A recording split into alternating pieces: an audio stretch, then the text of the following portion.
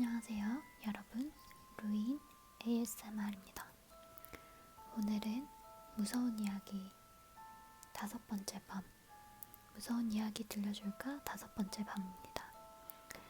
첫 번째 이야기, 제목, 꿈과 이어진 가위 눌림.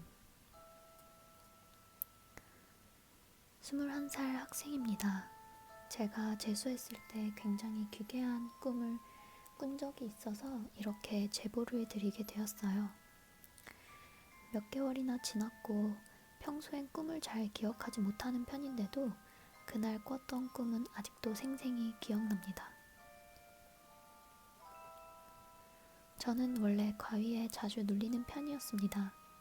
특히 중3 때 가장 심했는데 그땐 일주일 내내 가위에 눌린 적이 있을 정도였습니다.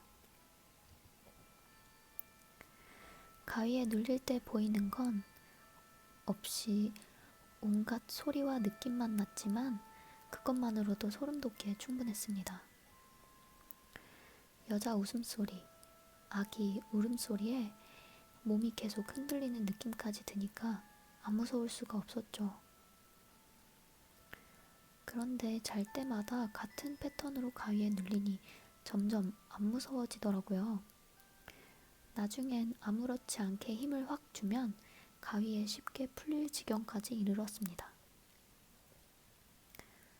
그래도 그러고 나면 그날 하루는 굉장히 피곤했기에 어느 순간부터 피로감과 스트레스를 못 견디게 되었습니다. 저는 결국 가족에게 털어놨어요. 제 말을 듣고 독실한 불교 신자이신 할머니께서 절에 나가 저를 위해 기도를 해주셨는데요. 그 뒤론 거짓말처럼 가위에 눌리지 않더군요. 고등학생 땐 정말 손에 꼽힐 만큼 아주 가끔 눌리는 정도였고 그것마저도 익숙했던 터라 쉽게 가위에서 벗어났습니다. 무신론자인 저도 조금은 신기해서 가끔 주변 지인들에게 이 경험을 말하곤 했죠. 다시 꿈 얘기로 돌아오자면 꿈을 꿨던 그날, 재수생이었던 저는 잠들 때까지는 평상시와 다를 바 없었습니다. 그냥 대학 진로 등 이런저런 생각을 하다가 저도 모르게 잠에 빠졌죠. 꿈에서 저는 흰 방에서 원형나무 테이블을 사이에 두고 어떤 여자와 얘기를 나누고 있었습니다. 정확히 말하면 저만 일방적으로 여자에게 말하는 중이었어요. 저도 좀 답답한 게 배경, 상황, 대화 내용은 모두 생생한데 그 여자의 얼굴만 기억이 나지 않았습니다. 단지 제가 마주쳤던 그 여자의 눈만 기억나는데요. 유독 큰 흰자에다 검은 자는 굉장히 작았습니다. 저는 그 여자에게 여러분에게 앞서 말씀드렸던 얘기를 그대로 하고 있었습니다. 중학생 때 가위에 심하게 눌렸었는데 할머니께서 기도해 주신 뒤로 심한 가위에 눌려본 적이 없다. 하도 많이 눌려봐서 그런지 이젠 웬만한 가위에 눌려도 아무렇지 않다. 가위란 게 생각보다 별건 아니다. 이런 내용이었죠. 그런데 제 말이 끝나자마자 갑자기 앞에 앉았던 여자가 박장대소를 하는 겁니다. 너무나도 재밌는 얘기를 들은 것처럼 미친 듯이 웃더라고요.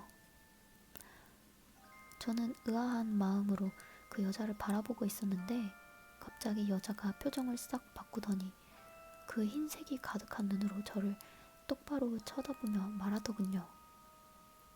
그럼 이것도?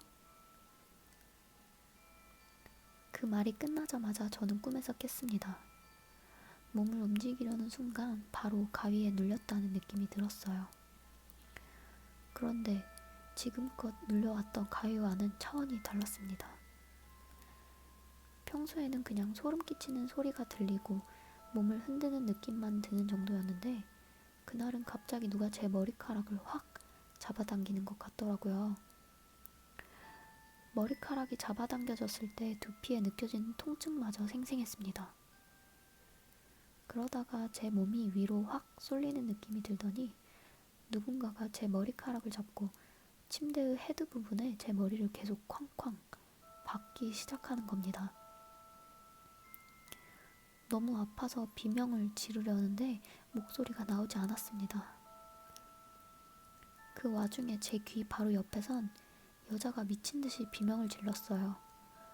웃음소리도 아닌 울음이 섞인 고막이 찢어질 듯한 비명이었습니다.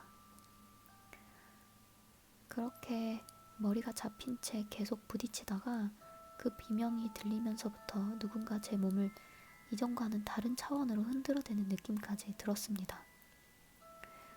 너무 무서운 마음에 저는 목소리가 안 나와도 눈을 꽉 감고 살려주세요, 제발 살려주세요. 이렇게 계속 외쳤던 것 같습니다. 그러다가 목소리가 어느 순간 나오더니 가위가 풀렸습니다. 저는 바로 잠에 못 들고 무서워서 몸을 벌벌 떨었습니다. 더 무서웠던 건 분명 가위가 풀렸는데 두피부터 온몸에 통증이 그대로 남아있었다는 겁니다. 다행히도 그 뒤로 이어진 꿈이나 가위 눌림은 없었습니다. 다만 저는 가위 눌림이 항상 제 뇌의 작용에 의한 현상이라고 생각했는데 이번 일을 계기로 과학적으로 설명할 수 없는 경우도 있겠구나 하는 생각이 들더군요. 꿈과 가위 눌림이 이어져 정말로 소름 돋았던 경험이었습니다.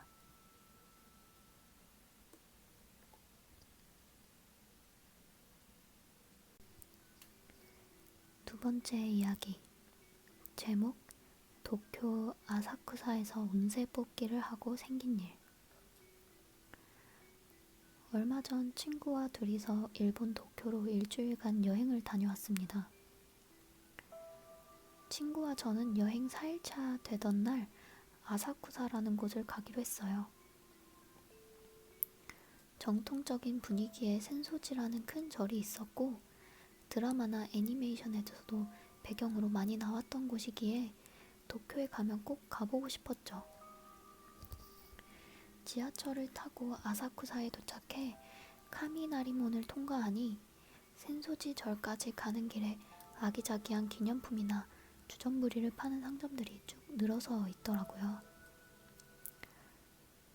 그렇게 상점들을 구경하며 메인 거리의 끝에 다다르니 향이 올라오는 게 보였어요. 그 주변에 사람들이 모여 있길래 뭔가 싶어서 봤더니 운세를 뽑는 게 있었습니다. 백엔을 넣고 통을 흔들어 막대기 하나를 뽑은 뒤 막대기에 적혀있는 숫자를 보고 그 숫자에 맞는 서랍에서 운세가 적힌 종이 한 장을 빼내는 방식이었어요. 만약 그 운세 종이에서 길이 나오면 종이를 가져가고 흉이 나오면 그곳에 종이를 묶어두고 나오는 것이었죠. 친구는 안 한다길래 저만 해보기로 했습니다. 저는 백엔을 넣고 숫자를 뽑은 뒤 서랍에서 운세 종이를 꺼냈어요. 그런데 종이에는 온통 한자에 히라가나도 알아보기 힘든 글씨체로 쓰여 있더라고요. 사진을 찍어 번역하는 어플을 여행하는 내내 잘 써왔기에 그때도 어플을 켜려고 했는데 가지고 있던 포켓 와이파이가 갑자기 안 터지는 거예요.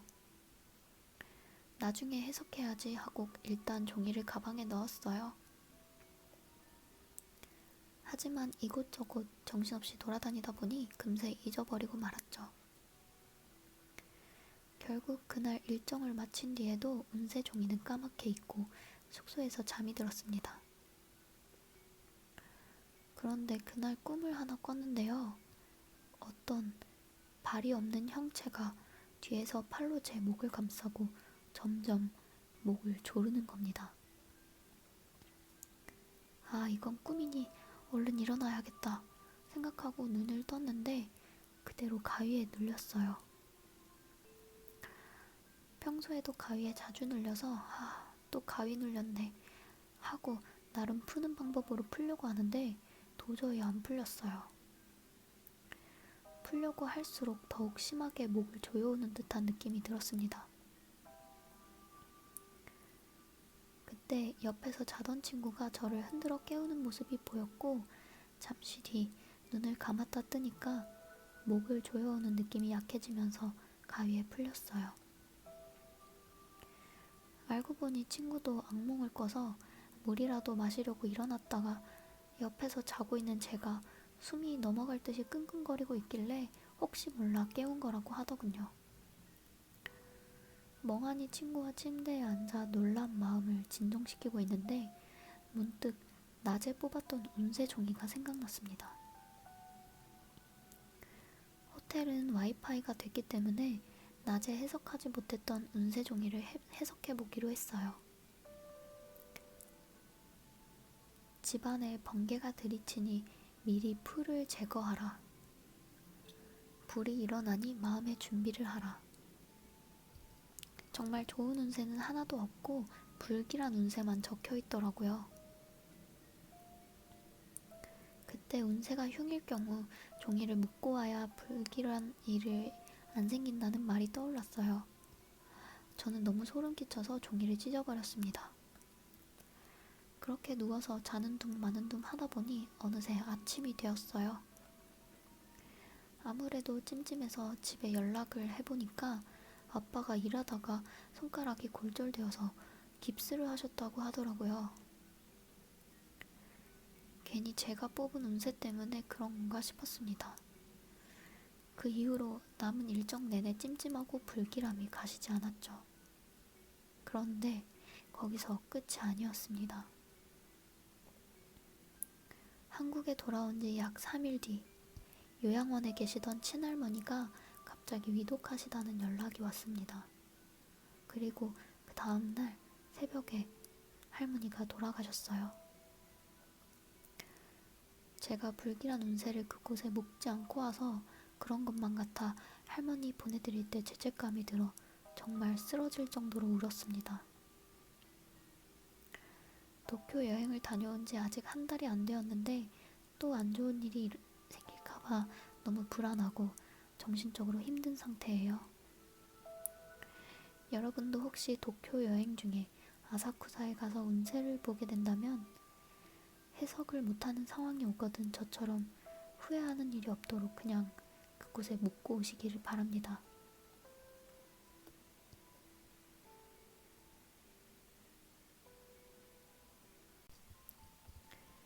세 번째 이야기. 제목 새벽의 노크 소리. 고등학교 졸업 이후로 4년째 혼자 살고 있는 여자입니다. 저는 이 일을 겪은 뒤 귀신보다 사람이 더 무섭다는 걸 깨닫게 되었습니다. 당시 살던 원룸 빌라는 복도식으로 한 층에 4집씩 나란히 있었어요. 저희 집은 3층 끝에서 두 번째였고요. 신축 빌라가 아니라 건물 현관 비밀번호가 없었고 집도 도어락이 아니어서 항상 열쇠를 가지고 다녔죠. 그날은 저녁 늦게 모 패스트푸드점 딜리버리를 시켜 먹으면서 새벽까지 잠 못 든 채 드라마를 보고 있었어요. 그런데 새벽 1시쯤 누가 계단을 올라오는 소리가 들리더라고요. 집에 방음이 잘 안 돼서 아침에 옆집 모닝콜 소리도 다 들리곤 했거든요. 저는 한참 드라마를 보다가 왜 그랬는지 모르겠지만 TV 소리를 최대한 줄이고 가만히 있었습니다. 이어 계단을 오르던 소리는 저희 층 복도에서 걷는 소리로 바뀌었어요. 그리고 잠시 뒤 똑똑 노크 소리가 들렸습니다. 조용한 새벽이라 그 소리는 복도에 울려 퍼지는 것 같았습니다. 저는 당연히 저희 집이 아닐 거라고 생각했습니다. 당시에 초인종이 고장나서 문을 쿵쿵 두드려야 했는데 똑똑 노크하듯 문을 두드리길래 옆집인 줄 알았죠. 그런데 잠시 후 다시 한번 똑똑 문을 두드리는 겁니다. 자세히 들어보니 그 노크 소리는 저희 집 문에서 나는 소리였어요. 누군가가 저희 집 문을 계속 두드리고 있더라고요. 무서워서 집에 없는 척 하려고 TV도 아예 끄고 갈 때까지 기다렸지만 밖에 있는 사람은 10분째 아무 말도 없이 문을 계속 똑똑 두드렸습니다. 하필이면 그 원룸에는 현관문에 밖을 볼 수 있는 구멍이 하나도 없어서 도대체 누가 문을 두드리는지 확인조차 할 수 없었죠. 저는 그때 공포에 온몸이 떨린다는 표현이 정말 이럴 때 쓰는 거구나 싶었어요. 창문으로 뛰어내려서 집에서 10분 거리에 있는 경찰서로 달려갈 마음이 들 만큼 무서웠습니다. 저는 결국 덜덜 떨면서 경찰서에 신고했어요. 문 앞에서 누가 자꾸 문을 두드리는데 밖으로 나가서 확인을 못하겠어요. 태어나서 신고를 처음 해봤기에 떨면서 주절주절 말했던 것 같아요. 몇 분 후에 신고가 접수되었다는 문자가 오더군요. 그 와중에도 노크 소리는 계속 들려왔습니다. 그리고 10분 정도 후에 문 밖에서 남자들 목소리가 들렸어요. 경찰입니다. 문 좀 열어주세요. 경찰관 2분이 오셨더라고요. 경찰이란 말에 안심하고 문을 열었는데 경찰관 2분 옆에 검정 바지에 검정 후드를 뒤집어 쓰고 검정 마스크까지 쓴 남자가 서 있는 겁니다. 경찰관이 말하기를 이 남자가 패스트푸드 배달원인데 저녁에 결제하고 카드를 돌려주지 않아서 다시 가져다 주러 왔다는 거예요. 느껴지시나요? 여기서 이상한 점은 한두 가지가 아닙니다. 저는 주로 모바일 결제를 해서 항상 배달이 오면 음식만 받고 바로 인사하고 문을 닫았기 때문에 따로 현금이나 카드 결제를 하지 않았어요. 그런데 이 남자 말은 제가 체크카드를 받지 않아서 다시 돌려주러 왔다는 것이었습니다. 그리고 보통 집에 누가 있는지 확인하거나 배달 왔다는 걸 알리려고 땡땡입니다. 문 좀 열어주세요. 같은 말로 방문을 알리지 않나요? 그런데 이 남자는 20분가량 아무 말도 없이 똑똑 문만 두드렸습니다. 또 그 패스트푸드점에서 일주일에 2번 정도는 시켜 먹었기 때문에 배달원들 얼굴을 기억하는 편이었거든요. 그 남자는 마스크로 얼굴을 가리고 있었지만 난생 처음 보는 눈이었어요. 의문투성이 남자가 경찰관과 이야기를 하더니 나지막이 저한테 말하더군요. 검정 마스크를 쓴 채 눈밖에 보이지 않는 얼굴로요. 아, 예, 죄송해요. 그 눈을 지금까지도 잊을 수 없어요. 경찰관은 그 남자의 신원을 확인한 후에 돌려보냈습니다. 경찰들도 다 돌아가신 뒤 저는 제가 항상 시켜 먹던 패스트푸드점에 전화를 했어요. 진짜 그 배달원이 근무하고 있다는 사실을 확인하기 위해서였습니다. 부점장이란 분이 전화를 받으시더라고요. 저는 그분에게 자초지종을 설명했죠. 그런데 그분께서 자신은 배달원들에게 그런 얘기를 들어본 적이 없다더군요. 다행히 그날 이후로 낯선 사람이 문을 두드리는 일은 없었습니다. 그렇게 그날 일은 해프닝으로 종료되었죠. 그래도 그때 기억은 아직도 잊혀지지가 않아요. 새벽에 웬 남자가 저희 집 문을 두드린 그 20분 동안은 제게 가장 끔찍한 시간이었으니까요. 지금은 건물 현관 비밀번호가 있고 방문자를 확인한 후에 문을 열어줄 수 있는 빌라로 이사했지만 가끔 배달원분들을 보면 그때 일이 문득 떠오르곤 합니다. 네, 이렇게 오늘의 5번째 밤도 마무리되었습니다. 어떠셨나요? 마음에 드셨으면 좋겠고요. 그러면 또